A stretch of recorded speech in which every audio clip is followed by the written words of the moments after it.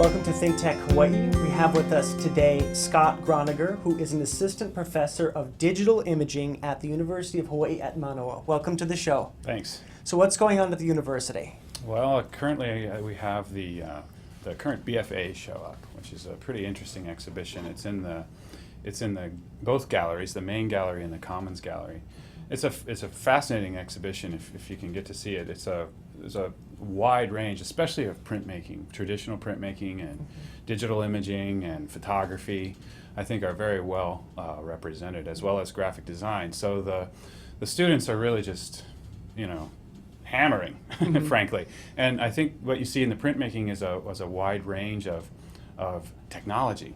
Again, both traditional and digital. So it's a very sort of hybrid show, at least in terms of the two-dimensional work on the walls. And what kind of technologies are being used? It's a wide range of intaglio, screen print, archival pigment printing, which is what a lot of people understand to be digital printmaking, hand-applied emulsion in photography, which was new technology at the time. And also just prints in silver as well, photo. So I think there's a wide range, and the students are, at least the BFA students, they spend a lot of time thinking about their work. So there's a high degree of conceptual development that happens for the undergraduate level, which is important to point out. The BFA stands for Bachelor of Fine Arts. So these are the undergrads. And the university offers a master's program in fine arts as well? Yes, yeah. The Master of Fine Arts would be the terminal degree in studio art, yeah. So it's a Research One school, so that's what we do. And what about the curriculum, the BFA curriculum? How does that prepare students to become artists? What is it different, how is it taught in the schools, I guess my question. It's very common in terms of the way it's taught to the rest of a lot of the art schools in the U.S. and Europe. It's a studio-based program that focuses on both thinking and making. And so we train students technically to master their media area, and also then conceptually to think about making meaning and the role of the artist in society, and you have to combine both of those things together. And I think this exhibition is pretty strong in that area. So and then so there's actually two degrees. There's the BFA and the Bachelor of Art. The difference there would be the BFA is seen nationally and internationally as a more focused in studio production, so to speak. So that's a grand generalization, but that's the general idea. And what sort of issues do you see the students confronting in their art in the show? Oh, that's a good question. A lot of family. There's a lot of family in this show, which is really interesting. I have one student who's actually photographing with the electron microscope at UH. UH has several electron microscopes, and as students you can go and learn how to use these devices. So she's been photographing pollen and plant materials and making essentially large digital files, and then coming back into our digital imaging lab in my classes and reconfiguring those electron microscope images into sort of new patterns. It's pretty interesting, actually. It's amazing finding art and science, and finding, I guess, science and art. It's incredible. It's incredible. And what about family is being addressed in the show? A lot of, specifically with photography, I think one of our award-winning photography students, Natalie, she's working with the family dynamic, which is really important, I think, here. So she's photographing the interior spaces of her domestic relationships, and some of the photographs are very personal and very revealing, and you would never get to go there if she hadn't have taken us there, within the family sort of dynamic. So and then in printmaking, traditional printmaking, there's a lot of strange experimentation going on. One student literally let large steel pieces of steel rust into paper. So that's printmaking, of course. Right. So there's these giant paper rust panels. Of course, paper wouldn't rust normally, but AJ has sort of achieved this. That's fascinating. Yeah, and then the digital imaging people are all over in between there too. See, because digital imaging can be in between photo and really painting and drawing and printmaking and graphic design and it's its own sort of medium. So some of the digital images are more photocentric, some of them are more drawing or painting centric, but they all sort of output to ink on paper. So in other words, there's going to be a digital image that an artist may take and then draw on it, or in fact paint over the actual image. That's sort of common ways of using digital imaging in art. Definitely, there's a big difference between simply scanning or photographing a painting and then reproducing that painting in ink on canvas, or what would be known as the G-clay print. So you could reproduce a painting over and over and over again and sell it like that. That's not what this is. These are works that do involve hand manipulation or hand work and then scanned, but then also get combined with pixel or vector manipulations. I see. And then really, so the only output could be ink on paper in the way that we're doing it with these archival pigment printers. Yeah. Very interesting. And what sort of equipment do you use to generate something like that? Well, I haven't lived here very long, so when this is my end of my third year. So when I first came here, I was an Epson person. Okay. We identify with a product in this field. We are branded and have been for years and years and years. But then here, Canon seems to have a more sort of presence, I've found, on the island. And Neil at Kaimuki Cameras super helpful in kind of helping me figure that out, because he knows the terrain. So I came, I talked to Neil, what's going on. So Canon seemed the way to go, and it was new. Actually, Pacific New Media had one of the first that I ever experienced Canon wide format printers. Okay. These are fascinating machines.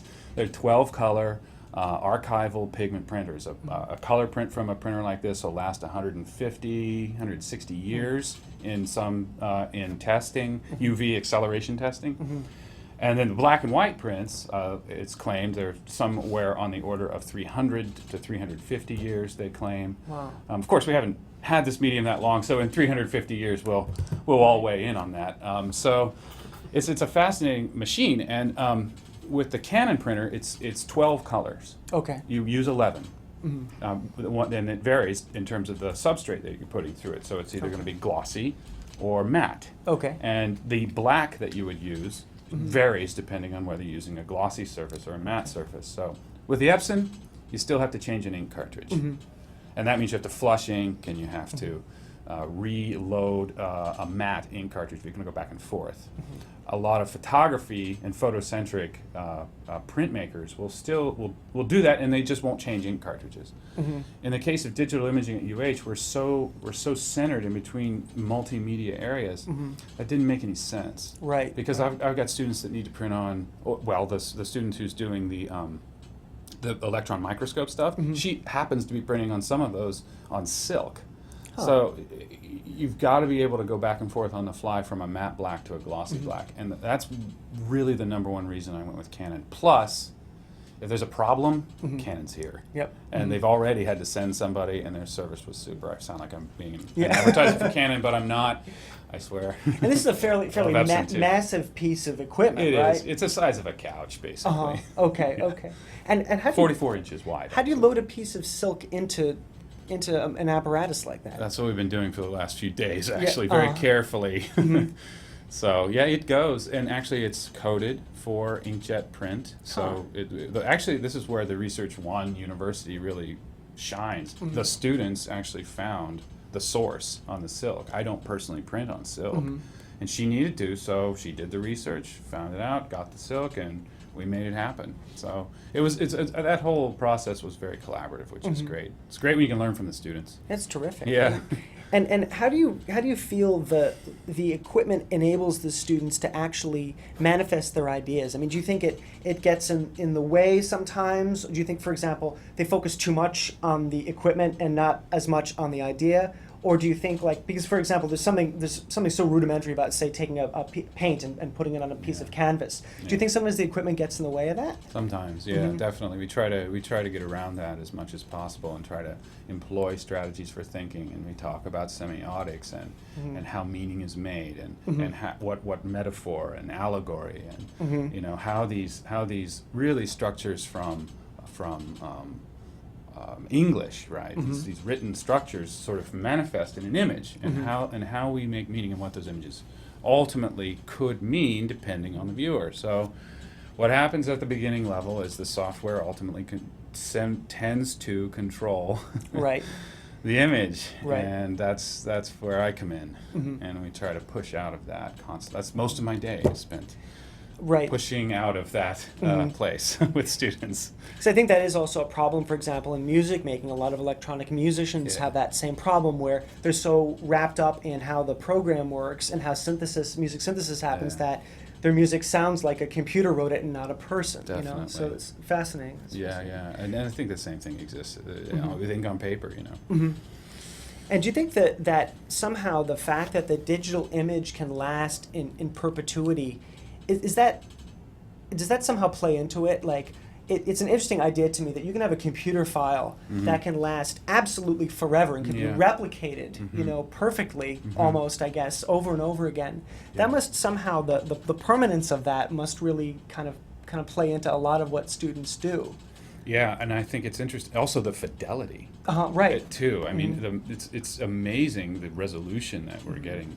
In fact, these archival pigment printers, these inkjet printers, especially the Canons and the Epsons, and for that matter the HPs, that are meant for fine art pigment printing, the color gamut far exceeds the printing press at this point. Amazing. Of course, not the longevity, right? Right. If you need to print 500 of something, Right. you're still CMYK in a printing press. Right. But if you need a short edition of a fine art print, like photography or print or traditional printmaking, you know, this is the perfect medium in a way.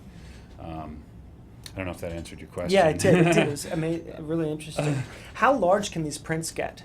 There's currently a 60-inch. Okay. And it should be said that this is not the same printer as one would find in billboard printing. Okay. Those are different. There's dye-based printers and pigment-based printers, and then other kinds of printers. There's also the light jet print, which is another interesting digital phenomenon that would require a whole other space to have. It's still a sort of, that's a hybrid chemical digital process. The light jet print, that's a fascinating process. How do they differ, those three types? The light jet print, the light jet print is actually made in a very traditional way, only except you take the digital file and you project that onto light sensitive material. Okay. And then that light sensitive material is run through a chemistry that's very similar to the C print or the traditional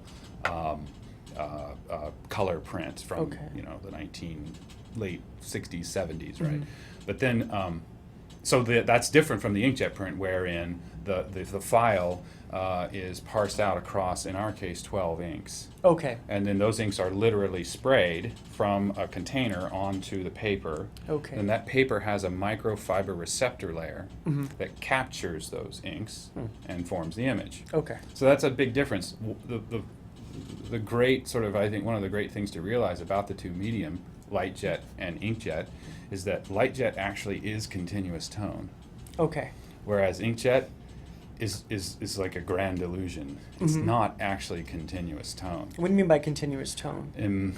It means like analog photography is continuous tone. Okay. So if you would look at the range of tones on a scale, there would be no break. It's just a continuous tone. It's analog. And light jet is like that. Okay. There's no dots. Right, like a pixel. Yeah, or a dot. there's pixels because the pixel refers to the file. Right. Okay. The dot refers to the ink. The ink. So Okay. pixels per inch refers to the size of an image on a screen. Okay. Dots per inch refers to the size of the image. Actually, the number of dots in a single inch of ink. Okay. There's no ink in light jet. Okay. So it's literally made with light. Huh. And so that makes it sort of continuous tone. I don't know if that's a very good answer. The inkjet print has to in a certain inch will have a number of dots. Okay. So in theory, if you would magnify that print, you would eventually see between the dots. Okay, I see. Right. So there's actually going to be, like, if you get down really, really close, there's going to be white space in between There the is. dots. Yeah, Okay. it is a dot per inch medium, but Interesting. you simply won't be able to see it with the naked eye. So I just keep calling it a grand illusion. And do you need a fairly massive computer to manipulate images this size and with this level of detail? Or? Not really, no. I mean, that's one of the other beauties about it. I think that's happened in the last 3 to 5 years, with this 64-bit computing, that this new operating system, which we don't have, but we're getting in the fall, that's literally going to extend the life of the hardware that we're using in this lab. So, for $29 a machine, I'm 64-bit now. Right. Which is, I'm waiting to see how fast this is. So I think the hardware has really come up so that you don't need, a supercomputer to process these images. Right. Amazing. Because More so with video, though. Talk a little bit about that. I mean, you definitely need, fast. This is common now. A lot of people, the desktop video, you need a lot of storage. Right. You need a fast processor. More so than with still imaging, but it does help to have a fair amount of RAM still. I mean, I'm old school in that way. I want as much RAM as I can get. Right. But most of my processing is done on a laptop. Oh, really? Yeah. Okay. Yeah. Because I'm mobile. I travel a lot and I do Right. work in the field. So a laptop is pretty good. It's key for you, absolutely. Yeah. You must really be able to extend sort of the creative process by actually being able to go into the field and seeing kind of what it is. For example, you take a photograph, you could have your laptop there and see exactly what it is you've just seen and make changes accordingly. That's revolutionized, I think, work in the photo studio for photographers, is that live image. Right, Yeah. right. You don't have to wait until you get to the dark room and say, oh man, this whole day was wasted because I didn't, set up my camera the right way or whatever. I don't think it's going to do away with film, though. Really? Why not? Polaroid kind of went by the wayside, unfortunately. Yeah. It's kind of a bummer. But now everybody's, seeking Polaroid. The artists are now hoarding Polaroid as this esoteric medium, And Right. In fact, we have one student that's actually kind of made it her sort of mode of operation to procure these outdated Polaroid materials. Pretty fascinating.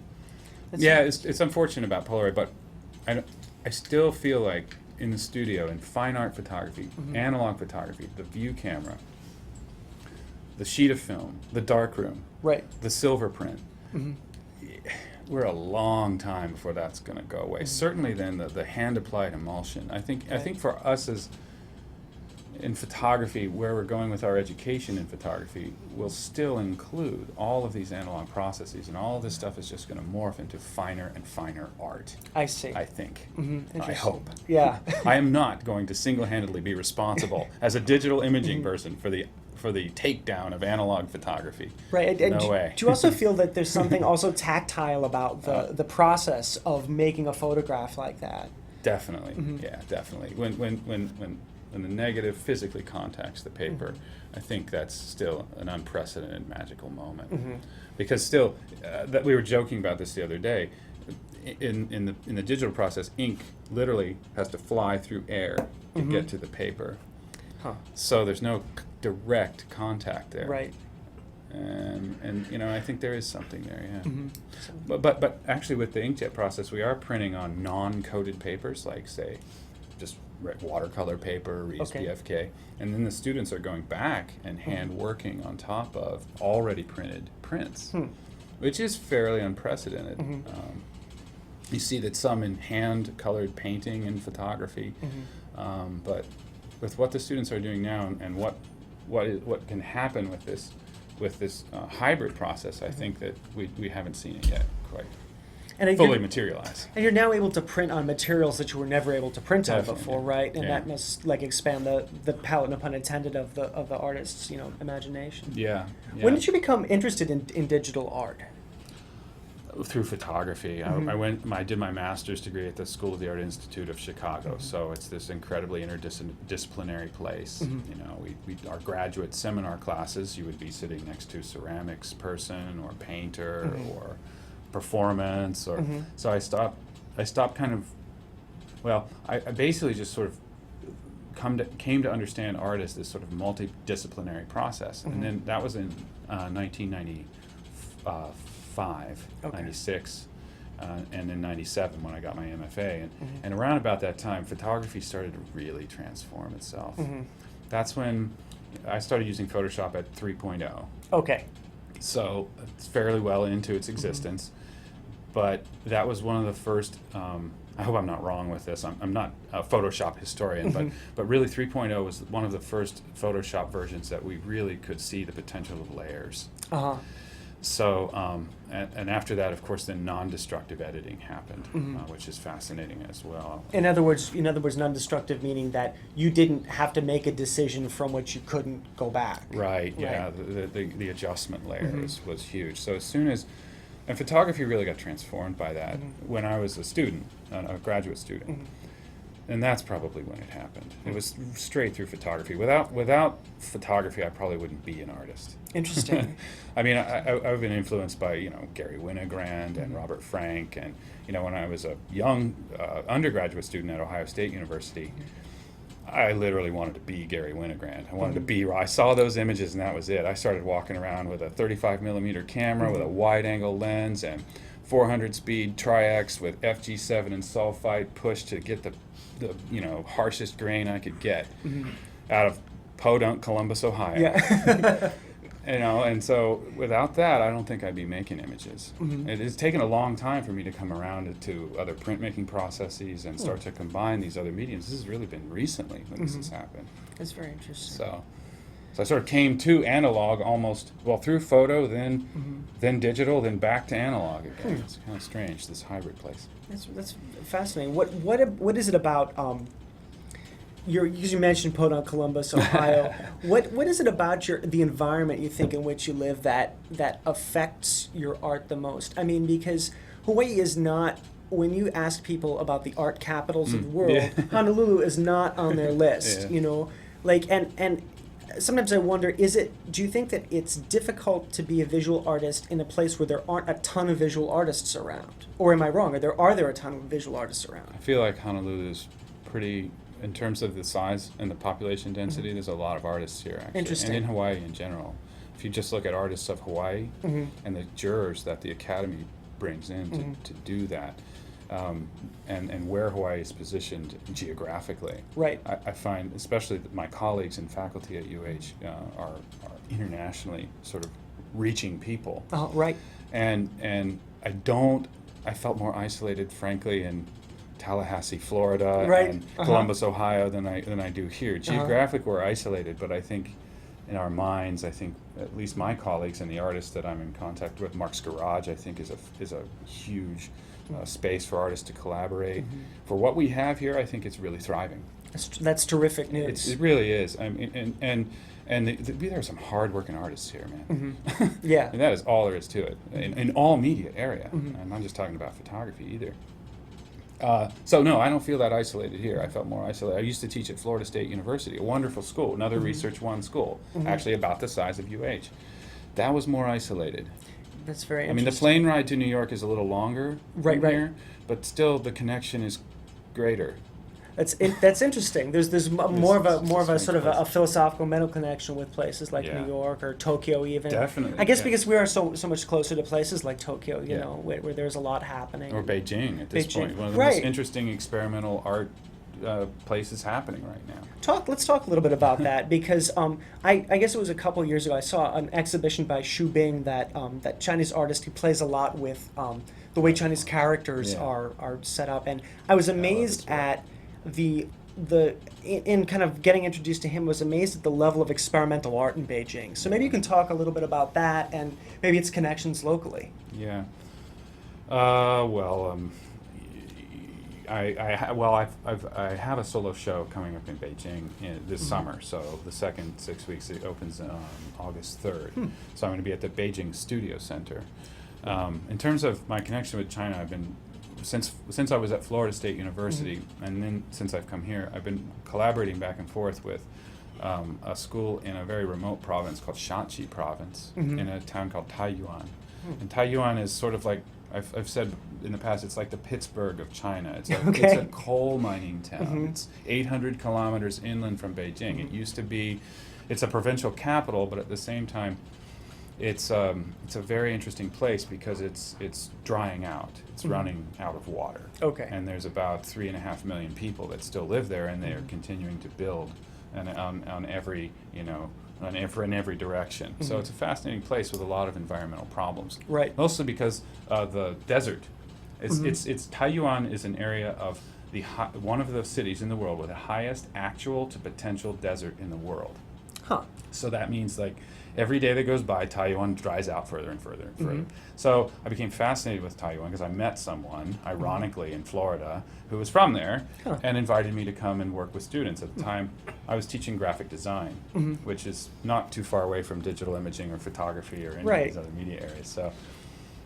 So we went there and we were doing projects looking at propaganda and the environment, working with text and image, and so we did these collaborative projects, and we had an exhibition of student work, and the students actually were able to collaborate online with my students at Florida State University. That was in 2005 I did that. So we were able to break through the Great Wall, the Great Firewall. Great Firewall, right, yeah.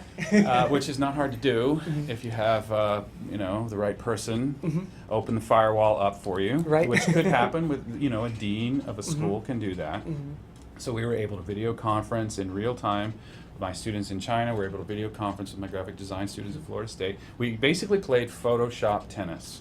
Amazing. With an FTP server at the university in Florida. At Florida State University, and then with a server at Taiyuan Normal University, a very small, essentially teachers' college in the provincial city of Taiyuan. So, what was displayed ultimately were collaborative images with students in Florida and students in Taiyuan. Amazing. And we printed all of this work out on an inkjet printer there, and then I did a solo exhibition there too of my own. That's where the connection with China started. So I became fascinated with this place and the environmental problems that are facing it and the interconnectedness of the U.S. and China, and did more research. That's terrific. And there seem to be a lot of environmental problems that Chinese artists especially have been bringing up in their work. I mean, is that a theme in your work too, or less so? I guess my question is, what kind of art are you going to be showing at your solo exhibition in Beijing? In Beijing, I'm going to focus on remixing some of what I've already made. Okay. And it's a bigger space. So I'm going to be experimenting technically with expanding these vector drawings that started as photographs. Basically, almost everything I make starts as a photograph in some way. And then the pixels oftentimes turn into vector. And what's a vector? Vector is an image that's defined by a point and a path, and a fill and a stroke, as opposed to a number of pixels per inch. So in theory, the vector image is, in theory, infinitely scalable without any real loss in resolution. So you can scale if you work in Illustrator. Adobe Illustrator is a vector program. And you can import an image, a photograph, into Adobe Illustrator that's been processed in such a way to isolate the line of the image of the photograph, of the thing in the photograph, for instance, and then turn that thing into a vector, and then scale that thing up very large. So I'm going to be printing these large billboards. The ceiling is quite high. It's about 15 feet high in this gallery, and the walls are 20, 25 feet long. So I'm going to be making these images that are essentially talking about the disconnect between the sort of relationship of Buddhism and pop culture. So I photographed I have a giant reserve of photographs. So I'm picking small elements out of each photograph and making them very large and printing them out on billboard material. So when you walk into the gallery, there'll be just these giant images on the walls of like Buddhas and lotus flowers, and I have this really wonderful image of a Chinese weightlifter from the 70s that I've made quite large. And so, and then there'll be some video and sound also, video loops, and so that's roughly what the exhibition is going to be. And of course, this could all change once I get there. So I'll be there for 6 weeks, and I'll essentially make this. It's less expensive essentially to go there, be there, make the show, hang the show, and leave than do that all here and ship. And then ship it. That's amazing. So you can just simply generate the show on the spot. It's better to do that. Yeah. That's incredible. Yeah. What elements of of Buddhism do you see being in conflict with modern? I mean, there. This is dangerous territory. I know. See, this is why I talk in images, not in words, so that there's room for interpretation. Right. Let me see if I can phrase it in a more general way. Then maybe. What other types of images do you have in some of these works? Well, the video would probably be the most, and that's accessible too. You can see it online. The video is probably the best way to enter that space. I essentially made a video at a lunch in an ancient city called Pingyao. Okay. It's one of the first. It's a walled city, so it's essentially a medieval city. And Pingyao is credited with having some of the first banks that have ever existed in China. So I was taken to Pingyao on several occasions. Incidentally, in Pingyao, there is a massive international photography festival, the Photo Festival at Pingyao. And people from all over the world, they literally hang photographs all over the walls of this ancient city. It's phenomenal. It's phenomenal. It's incredible. And so I've been there on a few occasions. I was in the Pingyao International Photography Festival once, and then visited there a number of times every time I go, because it's in Shanxi province. So one of the visits I was able to, with an HD video camera, essentially set up and videotape a family of 3 having lunch across from us. Okay. So essentially what's happening in Pingyao is being turned into a tourist destination. Sound familiar? Yes, yes. So Pingyao is transitioning, the city itself. It looks like a turtle if you look at it from a satellite image above. It's being transitioned from a walled ancient city that encapsulates all of the communal sort of lifestyle of say, the Han Dynasty, if you will. The old lifestyle of the hutong, of the communal living. You know, bathrooms are not inside the home, but they're shared among many families. It's a really amazing place. But they're being moved out. Okay. They're being moved out, and sound familiar also. Yeah. And Pingyao is sort of being turned into this sort of tourist destination. So this video that I made is essentially a 16 by 9. It's a cinematic format image of a family of 3 having lunch in the ancient city of Pingyao at a very, very local restaurant where families go, but it's in reverse. Okay. And it's in slow. It's slowed down and in reverse. So for a foreigner, which I am in China, much of China can be very opaque. Right. In terms of the culture and knowing it. I don't speak Mandarin very well, if at all. Right. So we end up making a lot of assumptions. Right. Some of which are true, some of which are not true. And so this image of this family eating lunch in reverse, you can, if you look at it just briefly, you don't even realize it's in reverse. You have to actually look at it a little while, and then you realize, oh wow, the food is coming out of their mouth. The tea is actually flowing back into the glasses. Because with the act of chewing in reverse, it looks like chewing. Right. Yeah. So this video talks about that opacity. It talks about not understanding what's going on, and it also talks about this ancient city that's sort of moving forward in time, yet at the same time going backwards and getting further and further away from itself. So that's what that image is supposed to that's the metaphor that image is supposed to deliver. So that's the kind of ideas I'm dealing with there. Plus,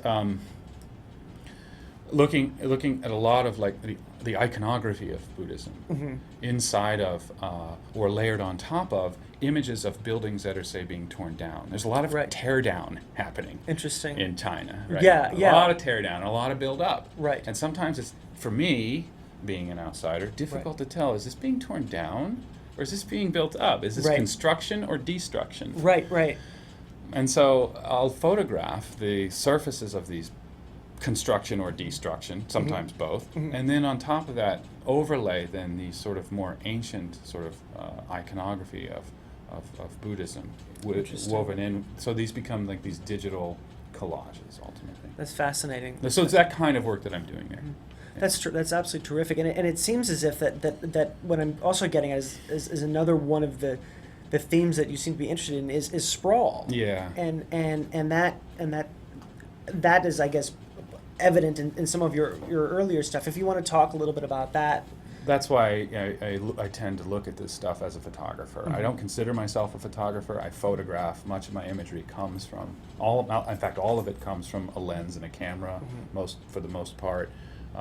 More recently, I've been drawing and sketching, but the major themes come from literally growing up in a town that from middle of high school to early college, transitioned from a place where there was food growing and corn Right. to a place where there's parking lots and Right. retail space. Mhm. I mean, it was so at some point I felt like, wow, I want to participate in this when I was a child, Right, right. essentially. And then, because all of this stuff came to the town and we could buy all these things. Absolutely. And then very shortly thereafter, I came to realize, wow, this has drastically changed the landscape that I call home. Right. So I started to want to show that transition and want to talk about that transformation of the landscape, which is the similar themes I'm talking about in China In as well. China, absolutely. So I, in the spirit of the new topographic photographers, which is a sort of esoteric show that looked at very similar things in the 70s, I started photographing Target as it was being built. Interesting. The first Target, right, Uh-huh. being built. These retail spaces that were empty. Cornfields being plowed under into construction sites. So those are the photographs that I sort of essentially used to get into graduate school with. That's the work I was doing. Yeah. That's amazing, and it seems also that so much of what's going on in terms of sprawl in China is almost unsustainable growth. You know, and when I think about sprawl, that's kind of what I think about, and I think thankfully though at least kind of getting into my line of business, that sustainability in terms of urban development has become a major issue. Definitely. And it's big in planning, and it's big in it's I think on people's minds, and I think it's terrific that there's art there that will enable people to think about things like sprawl in a very different way. It's evocative in that way. We have So to. it's excellent. Let's say one more thing about. We have to be careful when we say this about China, because it's not fair, really, for us to say, well, China, you can't industrialize now. Of course. right, exactly. But it ultimately, we import a lot from China. Mhm. But what we export, I think, is a little more interesting, and that's this Western culture of consumption. Mhm. So the export of that, I think, is what ultimately could lead to an unsustainable situation. Mhm. There's another photographer. His name is Edward Bertinsky. Mhm. He talks about this a lot in his work too. He's done a lot of work. He's Canadian. He did a lot of work in China as well. So, but I'm working a little bit different from Bertinsky in the fact that I'm layering together digitally. Mhm. Bertinsky's largely a straight photographer. And what do you see as the way imaging is going to be going from henceforth? I mean, what do you see, like maybe new technologies you see emerging, or new ways of expression through digital imagery? Yeah, the gigapixel workflow, I think, is really interesting. There's some folks at HPU working with that, Peter Britos and his crew, they're making these giant gigapixel panoramics. It's a massive panoramic image where you literally work with the camera on a special tilt device. I'm explaining this very badly. Okay. and you just make hundreds of photographs up and down to make a huge pano. So the end result is you can zoom in. It appears as if it's very far away, but you can zoom in to a single isolated person within the gigapixel image. It's amazing. That and high dynamic range imaging is pretty interesting too. A lot of people are doing that pretty badly for the most part. I'm going to get in trouble for that. But I think in the hands of the artist, this high dynamic range imaging could be very interesting. That I have done quite a bit of. That's when you make multiple exposures in a single image or a pano for so essentially you're photographing actually the way the mind actually sees. So say you're photographing a landscape. There's the sky, an ocean, a horizon. The sky would have the tendency to blow out in a single exposure. Okay. But what you do is you might take on a tripod, say 10 images of that one scene. Okay. But one of those images will be completely blown out. And then you'll bracket all the way down to nearly black. Okay. And then you stack all of those images on top of each other, and essentially you have a correct exposure for every element in that frame. And you stack those things together in a 32-bit image, and then convert it to 16-bit, and you have just a pretty amazing image where specular glare is in control. So it doesn't blow out to paper white. So you can see a huge range of tonalities in an image, in a high dynamic range image. I think that's going to be pretty interesting. medical imaging, I think, Mhm. is really interesting. Also, too, electron microscope imaging, science, then fueling art, I think. In terms of digital imaging, though, what we're going to see in my field is longer and longer lasting inks, because that's I think that's, if there is any irony, that's the one thing that might be ironic, is the fact that ultimately I'm about ink on paper. Right. Which is pretty old school. Yeah, yeah. So it just happens to get there by flying through the air in a very controlled way. Right, but it's I just want these prints to last longer and longer and longer. interesting, and so even more so I'm a than printmaker. right, and you're a printmaker, and that's what the product is. It's not the file that's sitting on the computer, but Yeah. it's the actual tangible thing that you can touch and, Yeah. and hold. Actually, Neil said that the other day. I was talking to him at Kaimuki Kami, because I'm always concerned the way the image is manifested on paper, whether that's silver or ink or something else. That I feel the exact same way. It's the way it's manifested on the paper. How do you think all this is going to come together for you? How does this all work? Like your traveling and your interest in digital imaging. Where do you see this all going for you? Well, the reason why I came here was because of course, the job offer at UH, but it's ideal for my research, because I'm continuing to look at the interrelationship between the U.S. and China. So being here, it makes it so much closer to go there. Right. So in that way, I feel more connected already. You know, I think too, I heard about this gigabit internet project. Right. You guys probably know all about Yeah. that. If that happens, we are going to be even more connected at a higher and higher speed. Right. I think in the future, we are right where we need to be. I just hope the water stays where it Right. needs to stay. Right. Exactly. I So think we all do. Yeah. that's my only concern. But for the most part, I think if we can keep this budget together and keep the good, smart people thinking and keep the students thinking, I think our future is bright here. I feel pretty good to be here. And what do you think about continuing to foster the development of young artists in Hawaii? I mean, do you think there's enough community outreach out there right now? Could we be doing more? We can always do more. I think with the academy is we're so lucky to have the Honolulu Academy.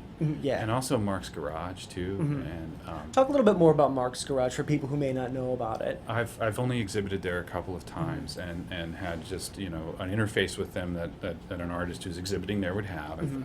It's a space that's community oriented, wherein they do performances. There's performance space there, and there's exhibition space for work, for 3D work and 2D work and video, and that's the kind of space that makes a community. Right. And we're very lucky to have that space. So I've exhibited there a couple of times in group shows, and so have my colleagues, and it seems to be a galvanizing art space in the community to me. That's terrific. Every time we go to Chinatown for First Friday, you've got to go to Mark's Garage. Right. So Right, and see what's going on. yeah, Because I and think 39 Hotel too, actually. 39. Okay, Yeah, you yeah. want to talk a little bit about the stuff that goes on there? Well, it's a more private space. It's not like Mark's Garage, and there's a lot of really great art that they're showing at 39 Hotel, and these are artists that they invite to come from the mainland. Some are local artists, and it's a every time I go to 39 Hotel, it's always very interesting. So and it's a beautiful space too. So a little bit different than a communal art space, though. Right. It's interesting. That brings up the issue. I was thinking about this when I was walking over here this afternoon. I think a lot of art is being taught to younger people because it's supposed to develop these other things. Like, for example, musicians are supposed to learn by playing in an orchestra, teamwork, and they're all sort of supposed to be parlayed into these sort of future corporate type things that people really respect, right? Yeah. I mean, because I come from a musical background, and I was always taught, well, you should learn to practice because it teaches you discipline, which will help you when you get a real job, Right, whatever that is. and whatever that's supposed to mean. And it kind of bothers me that art in our society is not being treated just for the sake of making it. Like, we should enjoy making art and enjoy going to participate in art just because it's a good thing to do and it's fun. Yeah, I agree. What do you think about that? I mean, the way that art is being taught and dealt with as a society. That's a big question. I think that art is, at one level, art is a commodity. Mm-hmm. So there's a whole bunch of art out there that's bought and sold at very high prices and is very much sort of like real estate, you know? Mm-hmm. Hopefully the artist will die. Right. Because it'll be more valuable if Right. so. You know, but that's only one part of it, you know? I think ultimately for me, the art is as much about making it as it is thinking. Mm-hmm. So if anything, I think at least what we're doing and what I think a lot of our colleagues in all these universities and art schools, public and private, we're teaching the students, how to think about these abstract ideas. Mm-hmm. Oftentimes they come from within, oftentimes they come from research that they do. For, say, if an art student's making a work about the environment, that student's going to have to go and research almost scientific data and do a myriad of very traditional searches for data. Mm-hmm. Some on the web. I tell the students the web is wide. Mm-hmm. It's not very deep, Right. depending on the topic. Mm-hmm. So in that way, I think the library, for instance, is a very useful tool. Okay, Yeah. actually go get a book. Mm-hmm. and have it with you, and be able to refer to it and do research. So the art making process is as much about thinking as it is making. And I think those thinking skills, it's not like for some artists, okay, creativity just comes from some sort of inner genius. Right. But I think it can be taught. It's not a sort of amorphous thing that you can't get your head around, right? Right. To do the research to make art can be a very sort of qualifiable and quantifiable thing. So at best, I think when I critique and talk to students and talk about the artwork in process as they're making it, we're talking about research. Mm-hmm. And then the transformation of that research in some way into something visual, or a time-based, or some performance, or some art will happen. That's so interesting, the research element of it, because that's something that you don't necessarily think about. You know, we all have the vision of the artist, it being a completely just either innate creative thing and also something that you can train someone the technique of holding the brush or learning to manipulate. You can train all that. And it's interesting how research, it would be interesting to think of an example of how you've used research, for example, in something that you've done to create a piece of art. Well, if you think about meaning and the way it's created, so if I want to make a piece about money, Okay. for instance, say I'm interested in the economy. Okay. I'm interested in the differences between first and third worlds. I'm curious about the IMF. I'm curious about loans and the way governments are coerced into borrowing money. Right. And so that leads me to think about, so I start to do kind of listing. Mm-hmm. I start to think, well, borrowing money, IMF, International Monetary Fund, currency. In what way am I thinking about currency? I'm thinking about it in a kind of borrowed way. Well, what does it mean to borrow? That means you ultimately have to pay back. And then so what is this piece ultimately about? It's about debt. Mm-hmm. I'm just giving an example. Right, I'm not actually making a piece Right, about but it. this is fascinating. So it's about debt. So then I'll think about debt. So if I want to make a piece about debt, I'll start to list all of the sort of words that literally relate to debt. Oftentimes a thesaurus can help this, right? Right. This is a very teachable method.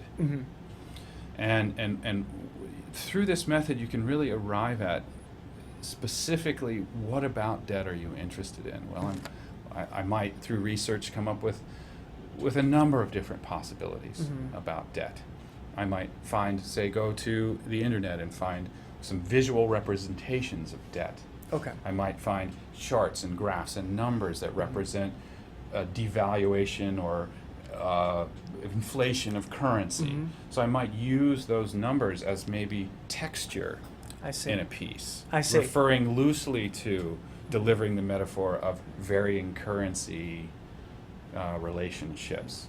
talking about, then that then will perhaps deliver a larger metaphor of power relationships within, say, governments and people who are in government versus not, and that kind of thing. So these relationships of word listing and connecting different ideas and thinking about metaphor and how an image can mean.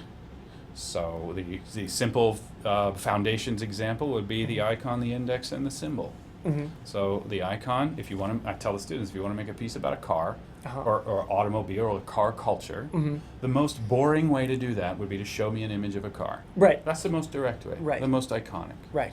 What would be another way? Well, you could use text. You could do C-A, literally C-A-R. You could do C-A-R in Mandarin. You could do C-A-R in any number of learned symbolic references to this thing that drives around and has 4 wheels. Right. Or you could live in the world of the index, which would talk to me about car culture by showing me the cause, the relationship, the tire tracks, if you will.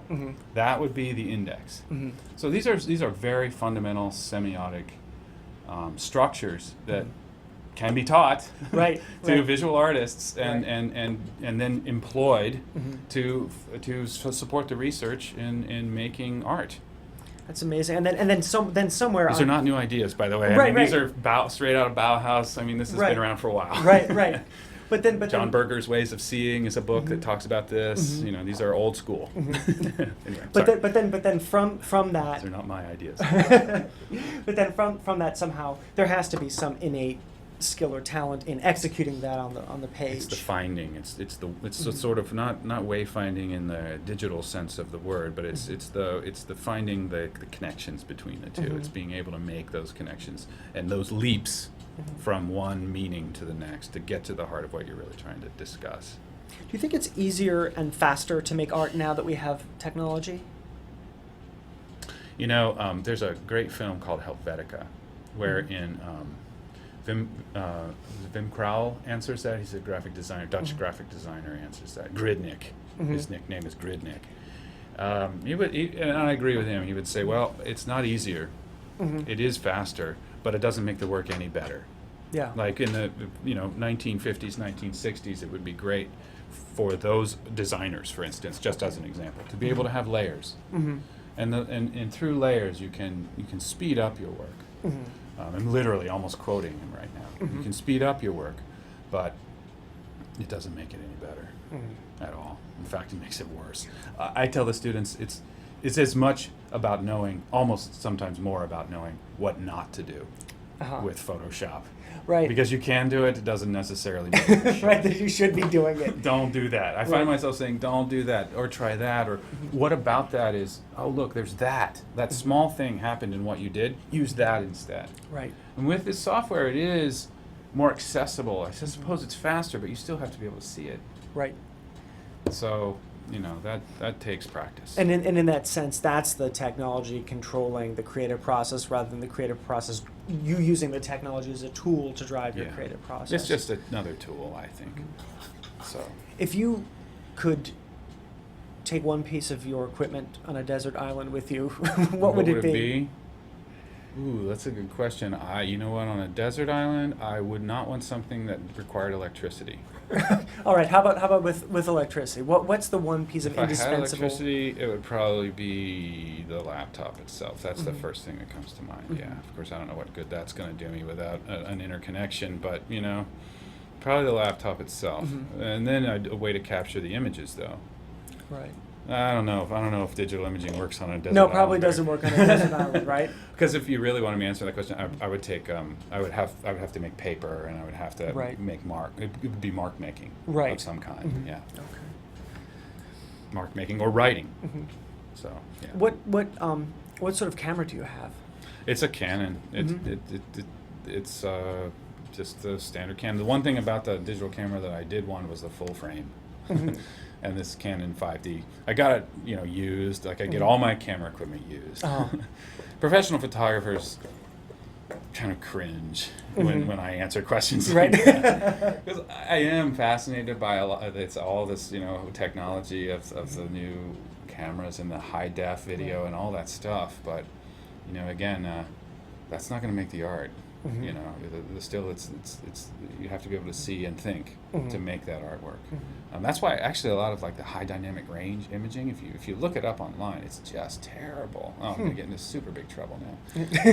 I think it's just terrible because it's this unrealistic, sappy, sweet, hyper surreal Mhm. landscapes that point so obviously Mhm. to the technology Right.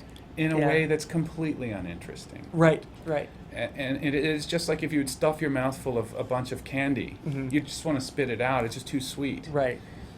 And in many ways, I feel that way. That's what I mean by the technology sort of sometimes getting in the way, Mhm. right? It's so seductive. Right. But I do think that the another revolutionary, I mean, let's face it, the camera raw file, Uh-huh. absolutely revolutionary. And that is as Arguably- opposed to a JPEG. It's the actual raw, unprocessed file that you can save from the. Absolutely. Arguably the most important invention in photography since film. And tell me the advantage of the raw file. It's a direct result of light hitting the sensor with no onboard software Mhm. deployed on the Okay. file whatsoever. Okay. It's as close to a negative as you can possibly get. Okay. A film negative. Okay. And the resolution is just waiting to be told. What resolution ultimately do you want this thing to be? What bit depth do you want this thing to be? Literally, the camera assigns nothing to it. It's just plain old data. And you can assign a color space to it if you want, a color profile if you want, but it's just data. It's raw data. It's critical. Now digital imaging, photo, or whatever, can now be on the scale of painting. This is sort of a discussion that I had with one of my mentors, Robert Fichter. Right. Once photography was able to be at the scale of painting, then we could call ourselves artists. I mean, photography went through a period of time where it literally was in the service of drawing and painting. Right, of course, the history of photography. But in time, photo became an art form. Right. And a lot of that, I think, had to do with, and a lot of scholars would argue, with the size of the image. We were able to enlarge the image and get bigger and bigger and bigger and bigger. So we could compete on the scale of, like, a Dutch landscape painting, for Right. instance, or a Okay. Dutch still life. Those are giant Yeah. paintings. Photo couldn't go there for a long time in its history. Neither could digital imaging. Uh-huh. And now it can. So we can make big images. I don't think we should always, Right. but we can. But we can. So we can now be art. That's absolutely terrific. Thank you so much Thanks for for coming. having This was me. a terrific interview. Thank Yeah, you. thank you, sir. Thanks.